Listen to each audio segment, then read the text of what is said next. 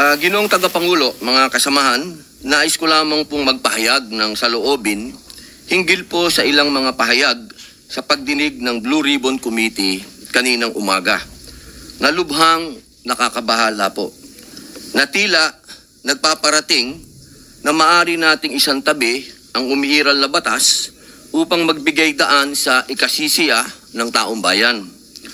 Bagamat lubos ko pong nauunawaan ang pangingibabaw ng kalooban ng taong bayan, meron po tayong mga demokratikong mekanismo upang isakatuparan ito.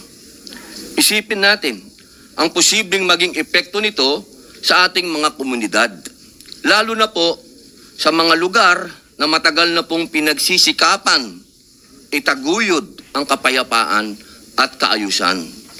Halimbawa na lang po sa Mindanao, patuloy po tayo na nagpapaalala sa ating mga kababayan doon na sumunod sa batas, na ang batas ay para sa lahat. Ang batas ay hindi hadlang sa kalayaan. Ito ang saligan ng isang sibilisado at maayos na lipunan. Ito ang nagbibigay sa atin ng proteksyon, nagtatakda ng ating mga karapatan, at ang nagpapanatili ng kapayapaan. Bilang mga mambabatas, tayo po ang dapat na unang tagapagtanggol ng batas, hindi ang unang lilihis.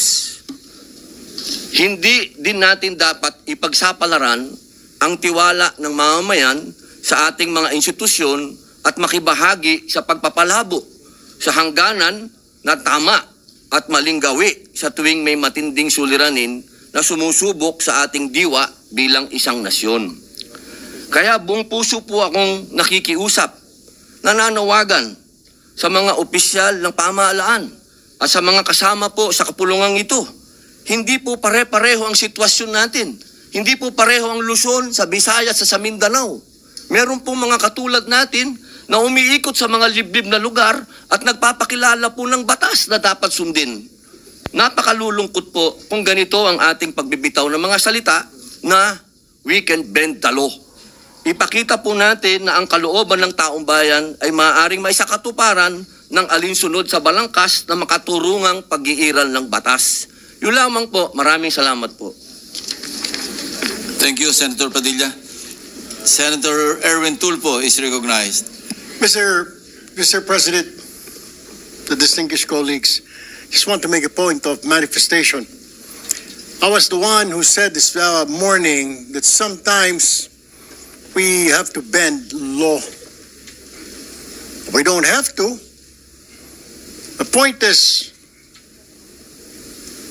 there's a Latin word that says, vox populi, vox Dei. The voice of the people is the voice of God. Now let me ask you, Mr. President, is our law higher than the voice of God? Is our law higher than the voice of the people? Mr. President, the law is supposed to protect the people. What we are asking, Mr. President, is the return of the value of good faith. I understand, Mr. President, what the gentleman from Pampanga this morning was saying, that it is not a requisite to return the money na kinuha po ng mga kontraktor, ng mga kumita po sa flood control project, Mr. President. Tama po yun, hindi po. At meron pong prosesong sinusunod tayo na kailangan sundin.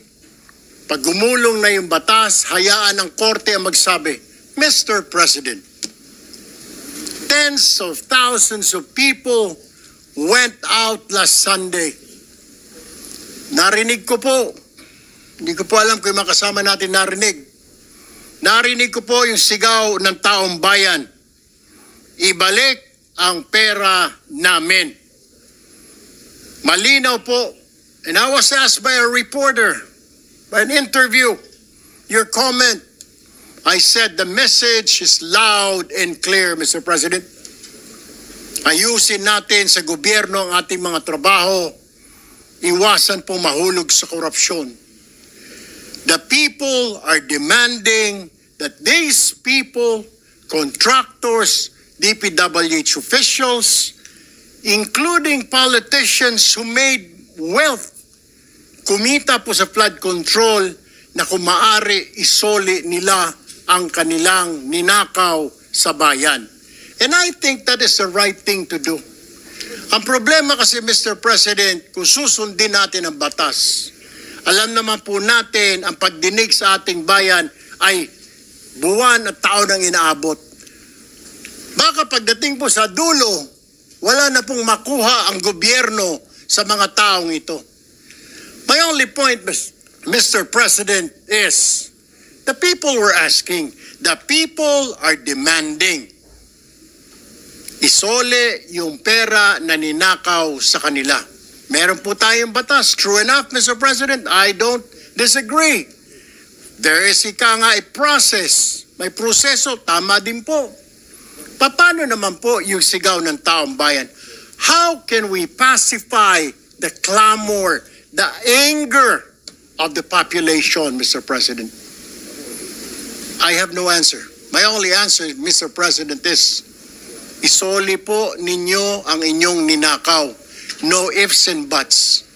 Ang sinasabi lang po ng DOJ, kakausapin po nila ang mga taong ito. Kung pwede, isoli. Wala naman po sinabi ang DOJ. Ito ang batas, bawal pong, kailangan ninyong isoli yan. The DOJ, the Secretary himself said, they will ask, but they will not force them. Depende, mas mabuti raw kung kusang loob nilang isurrender yung pera, Mr. President. Wala naman pong nagbabawal sa batas na magbalik ng ninakaw. There's no such thing.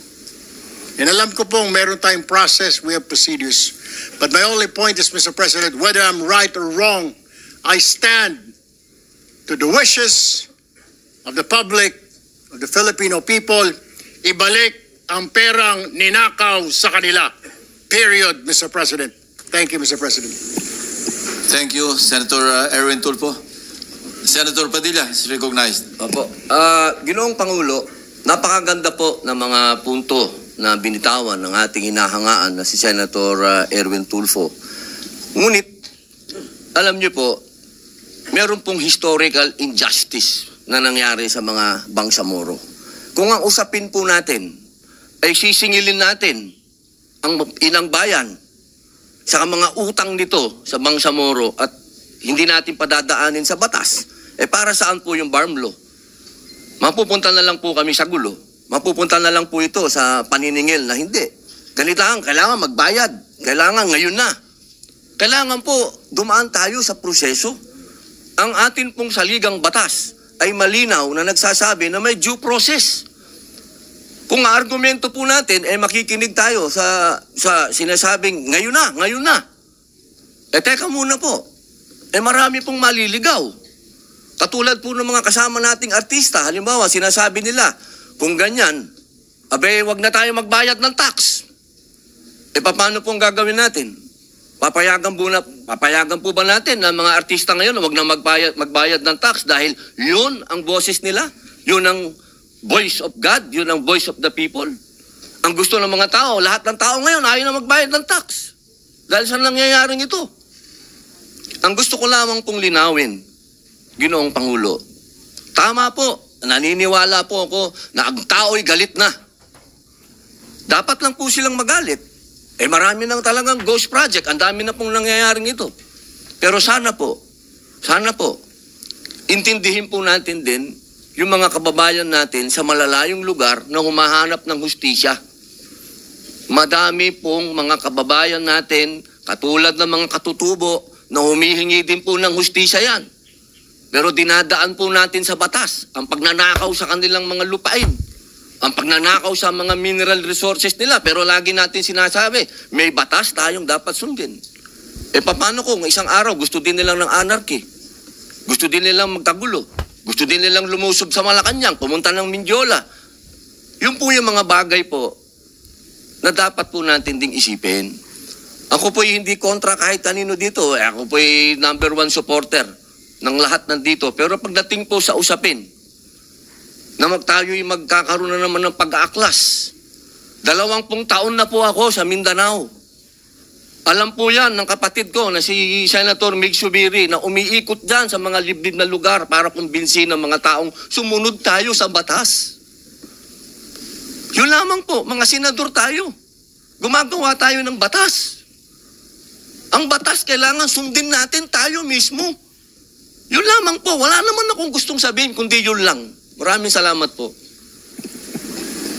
Senator Erwin Tulfo is recognized.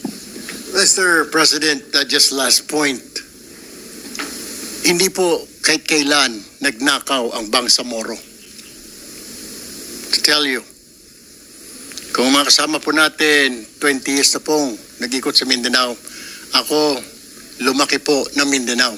I've been to Hulo, I've been to Basilan, been to Tawi-Tawi, I've been to Marawi. Maro nga po ako magsalita ng Tausog eh.